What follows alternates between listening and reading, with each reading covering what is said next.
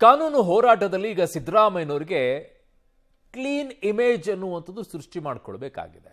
ಯಾಕೆ 40 ವರ್ಷದ ತಮ್ಮ ರಾಜಕೀಯ ಸುದೀರ್ಘ ಹೋರಾಟದಲ್ಲಿ ಅವರು ಕಪ್ಪು ಚುಕ್ಕೆ ಅಂತ ಕಾಣಿಸಿಕೊಂಡಿದ್ದು ಇದೇ ಮೂಡಾ ಪ್ರಕರಣ. ಇಡೀ ಪ್ರಕರಣದಲ್ಲಿ ಮಾತ್ರ ಈಗ ಮುಖ್ಯಮಂತ್ರಿ ಸಿದ್ದರಾಮಯ್ಯನವರಿಗೆ ಕುತೂಹಲ ಹೆಚ್ಚಿದೆ, ಏನಾಗುತ್ತೆ ಅಂತ ಹೇಳಿ. ಕಾರಣ ಸಿಬಿಐ ತನಿಖೆಗೆ ಕೊಡಬೇಕು ಅಂತ ಕೇಳಿಕೊಂಡಾಗ ಅದಕ್ಕೆ ಅವಕಾಶವನ್ನು ಮಾಡಿಕೊಳ್ಳಲಿಲ್ಲ ಕೋರ್ಟ್. ಈಗ ಲೋಕಾಯುಕ್ತ ಬಿ ರಿಪೋರ್ಟ್ ಕೂಡ ಕೊಟ್ಟಿದೆ. ಹಾಗಾಗಿ ಎರಡರಲ್ಲೂ ಕೂಡ ಅವರಿಗೆ ಕ್ಲೀನ್ ಇಮೇಜ್ ಸಿಕ್ಬಿಟ್ಟಿದೆ. ಪೊಲಿಟಿಕಲ್ ಕ್ಲೀನ್ ಇಮೇಜ್ಗೆ ಈಗ ಸಿಎಂ ಸಿದ್ದರಾಮಯ್ಯನವರು ಕಾಯ್ತಾ ಇರೋದು. ಸಿಎಂ ಸಿದ್ದರಾಮಯ್ಯ ಕ್ಲೀನ್ ಪಾಲಿಟಿಕ್ಸ್ ಅಸಲಿ ಆಟ ಈಗ ಶುರು ಆಗುತ್ತಾ ಅಂತೇಳಿ ಯಾವ ಅನುಮಾನನೂ ಬೇಡ. ಅದರಲ್ಲಿ 40 ವರ್ಷಗಳ ರಾಜಕೀಯ ಜೀವನದಲ್ಲಿ ವಿಚಾರಣೆಯನ್ನ ಮುಖ್ಯಮಂತ್ರಿಗಳು ಎದುರಿಸಿದರು. ಲೋಕಾಯುಕ್ತ ತನಿಖಾ ವರದಿಯನ್ನ ಇಟ್ಟುಕೊಂಡು ರಾಜಕೀಯ ದಾಳವನ್ನ ಈಗ ಉರುಳಿಸೋಕೆ ಮುಂದಾಗ್ತಾರೆ. ಯಾವ ಕಳಂಕವೂ ಕೂಡ ನಾನು ಹೊಂದಿಲ್ಲ, ನನಗೆ ಯಾವುದೇ ರೀತಿಯಾದಂಥ ಕಪ್ಪು ಚುಕ್ಕೆಗಳಿಲ್ಲ, ನನಗೆ ಸುದೀರ್ಘವಾದಂಥ ರಾಜಕೀಯವನ್ನು ಮಾಡ್ಕೊಂಡು ಬಂದಿದ್ದೀನಿ ನಾನು ಅನ್ನುವಂಥ ಮಾತನಾಡ್ತಾ ಇದ್ರು. ಈಗ ಮತ್ತೊಂದಿಷ್ಟು ಅದಕ್ಕೆ ಪುಷ್ಟಿ ಸಿಕ್ಕಿದೆ. ನನ್ನ ಸಹೋದ್ಯೋಗಿ ಪೊಲಿಟಿಕಲ್ ಬ್ಯೂರೋ ಹೆಡ್ ಆಗಿರುವಂಥ ರವೀಶ್ ನನ್ನ ಸಂಪರ್ಕಕ್ಕೆ ಸಿಗ್ತಾ ಇದ್ದಾರೆ. ರವೀಶ್, 40 ವರ್ಷದ ಸುದೀರ್ಘವಾದಂಥ ರಾಜಕೀಯದಲ್ಲಿ ಎಲ್ಲೂ ಕೂಡ ಒಂದು ಕಪ್ಪು ಚುಕ್ಕೆಯನ್ನು ಕೂಡ ಅಂಟಿಸ್ಕೊಳ್ಳಿಲ್ಲ. ಅದರ ಒಂದು ಕಪ್ಪು ಚುಕ್ಕೆ ಬಂದಿದ್ದು ಮೂಡಾ ಪ್ರಕರಣದಲ್ಲಿ. ಆದರೆ ಈಗ ಇದರಲ್ಲಿ ಇಡಿ ತನಿಖೆ ಏನಾಗುತ್ತೆ ಅನ್ನೋದರ ಮೇಲೆ ಈ ಕಪ್ಪು ಚುಕ್ಕೆ ಉಳ್ಕೊಳ್ಳುತ್ತಾ ಅಥವಾ ಅಳಿಸಿ ಹೋಗುತ್ತಾ ಅನ್ನೋದು ಗೊತ್ತಾಗುತ್ತಾ, ಅಥವಾ ಇನ್ನೂ ಅಸಲಿ ಆಟ ಬಾಕಿ ಇದೆಯಾ? ಅರುಣ್, ಪ್ರಮುಖವಾಗಿರ್ತಕ್ಕಂಥದ್ದು ಈ ಮೂಡಾ ಪ್ರಕರಣ ಬಂದಾಗಿನಿಂದಲೂ ಕೂಡ ಮುಖ್ಯಮಂತ್ರಿ ಸಿದ್ದರಾಮಯ್ಯ ಅವರು ಬಹಿರಂಗವಾಗಿ ಮತ್ತು ಆಂತರಿಕವಾಗಿ ತಮ್ಮ ಆಪ್ತರ ಜೊತೆ ಕೂಡ ಹೇಳ್ತಾ ಇರ್ತಕ್ಕಂಥದ್ದು, ನಾನು ಇಷ್ಟು ವರ್ಷಗಳ ರಾಜಕಾರಣದಲ್ಲಿ ಕ್ಲೀನ್ ಇಮೇಜನ್ನು ಒಂದು ರೀತಿಯಲ್ಲಿ ಹೊಂದ್ಕೊಂಡು ಬಂದಿದ್ದೇನೆ, ಆದರೆ ಅದಕ್ಕೆ ಕಪ್ಪು ಚುಕ್ಕೆ ಬಳಿಯುವಂಥ ಕೆಲಸವನ್ನು ಕೂಡ ಮಾಡಿದ್ದಾರೆ.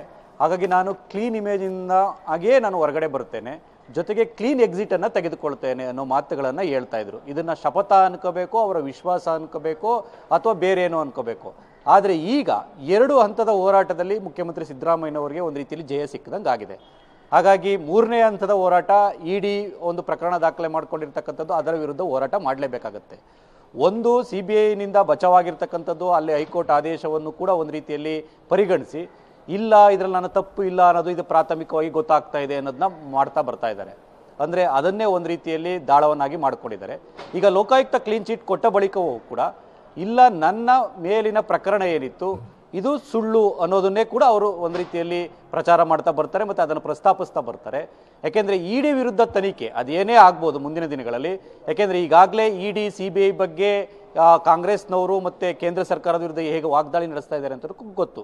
ಅಂದರೆ ದ್ವೇಷದ ಕಾರಣಕ್ಕೋಸ್ಕರವಾಗಿಯೇ ಇಡಿ ಪ್ರಕರಣ ದಾಖಲಿಸಿದೆ ಅನ್ನೋದನ್ನು ಮೊದಲಿಂದನೂ ಕೂಡ ಹೇಳ್ತಾ ಬಂದಿದ್ದಾರೆ. ಹಾಗಾಗಿ ಅದನ್ನು ರಾಜಕೀಯ ಭಾಗವಾಗಿ ನೋಡುವಂಥ ಚಾನ್ಸಸ್ ಕೂಡ ಜಾಸ್ತಿ ಇರುತ್ತೆ. ಕಾನೂನು ಹೋರಾಟ ಮತ್ತು ರಾಜಕೀಯ ಹೋರಾಟ ಎರಡನ್ನೂ ಕೂಡ ಅದನ್ನು ಮಾಡೋದ್ರ ಜೊತೆಗೆ ಇಲ್ಲ ನನಗೆ ಇವೆರಡು ಇದರಲ್ಲಿ ಕೂಡ ಕ್ಲೀನ್ ಇಮೇಜ್ ಸಿಕ್ಕಿದೆ ಅನ್ನೋದನ್ನೇ ಕೂಡ ಒಂದು ರೀತಿಯಲ್ಲಿ ಪ್ರಸ್ತಾಪ ಮಾಡ್ತಾ ಬಂತ ಮುಂದಿನ ರಾಜಕೀಯ ದಿಕ್ಕನ್ನು ಕೂಡ ಬದಲಾಯಿಸುವಂಥ ಚಾನ್ಸಸ್ ಕೂಡ ಜಾಸ್ತಿ ಇರುತ್ತೆ. ಅವರಿಗೆ 2 ಹಂತದ ಗೆಲುವು ಸಿಕ್ಕಬೇಕಾಗಿತ್ತು, ಈಗಾಗಲೇ ಸಿಕ್ಬಿಟ್ಟಿದೆ. ಆ ಕಾರಣಕ್ಕೋಸ್ಕರವಾಗಿ ಅವರು ತಮ್ಮ ಪತ್ನಿಯನ್ನು ಕೂಡ ಸಾರ್ವಜನಿಕ ಜೀವನದಲ್ಲಿ ಕಾಣಿಸ್ಕೊಳ್ಳೋದಂಥ ಪತ್ನಿ ಕೂಡ ಈ ಪ್ರಕರಣದಲ್ಲಿ ಸಿಲುಕಿಸ್ಬಿಟ್ರಲ್ಲ ಅನ್ನೋ ನೋವಿತ್ತು. ಹಾಗಾಗಿ ಈ ಕ್ಲೀನ್ ಚಿಟ್ ಕೊಟ್ಟ ಬಳಿಕ ಎಲ್ಲ ಒಂದು ಕಡೆ ಇದನ್ನೇ ಅಸ್ತ್ರವನ್ನಾಗಿ ಮಾಡಿಕೊಂಡು ತಮ್ಮ ಕುಟುಂಬದ ವಿರುದ್ಧ ಯಾರೆಲ್ಲ ಮಾತನಾಡಿದ್ರು ಮತ್ತು ಅವರ ಮೇಲೆ ಏನೆಲ್ಲ ಆರೋಪಗಳನ್ನು ಮಾಡಿದ್ರು, ಹಾಗಾಗಿ ಮುಯಿಗೆ ಮುಯಿಯಂತೆ ಒಂದು ರೀತಿಯಲ್ಲಿ ಬೇರೆ ರೀತಿಯ ಪಾಲಿಟಿಕ್ಸ್ ಅನ್ನ ಮುಖ್ಯಮಂತ್ರಿ ಸಿದ್ದರಾಮಯ್ಯ ಅವರು ಮಾಡುವಂತ ಚಾನ್ಸಸ್ ಕೂಡ ಜಾಸ್ತಿ ಇರುತ್ತೆ. ಹಾಗಾಗಿ ಇಡಿ ವಿರುದ್ಧದ ಹೋರಾಟ ಏನಿದೆ ಅದು ಕೂಡ ಮುಂದುವರಿಯುತ್ತೆ. ಒಂದಂತೂ ಸತ್ಯ, ಈ ರವೀಶ್ ನಿಮ್ಮೆಲ್ಲ ಮಾಹಿತಿಗೆ ಧನ್ಯವಾದಗಳು. ಸೊ ಈಗ ಮುಖ್ಯಮಂತ್ರಿಗಳಿಗೆ ಇರುವಂಥದ್ದು ಒಂದೇ, ತಮ್ಮ ಇಡೀ ರಾಜಕೀಯ ಜೀವನದಲ್ಲಿ ಯಾವುದೇ ರೀತಿಯಾಗಿ ಕಪ್ಪು ಚುಕ್ಕೆಗಳು ಇರಬಾರ್ದು ಅಂತೇಳಿ. ಆ ನಿಟ್ಟಿನಲ್ಲಿ ಈಗ ಅವರಿಗೆ ಬೆನಿಫಿಟ್ ಆಗಿರೋದು CBI ತನಿಖೆ ಕೊಡಲಿದೆ ಇರೋದು ಮತ್ತು ಲೋಕಾಯುಕ್ತ ತನಿಖೆಯ ಬಿ ರಿಪೋರ್ಟ್.